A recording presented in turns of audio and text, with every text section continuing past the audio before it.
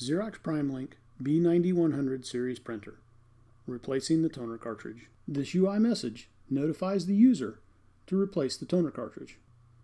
Note, the system will stop when it's time to replace the toner cartridge. For maximum toner yield, do not replace the toner cartridge until the system stops. You can also monitor the toner cartridge level manually. Press the machine status button, then tap the Supplies tab. The toner cartridge percentage and the level bar show how much toner is left in the cartridge.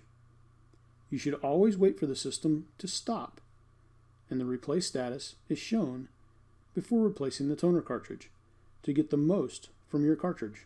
Open the toner cartridge access door and pull the cartridge straight out of the machine. Note, it is not necessary to power off the system before replacing the toner cartridge. Caution: always agitate the toner cartridge by tilting it up and down 10 to 15 times before installing it. Align the cartridge top tab with the slot on the machine, then slide it fully into place. Then close the toner access door.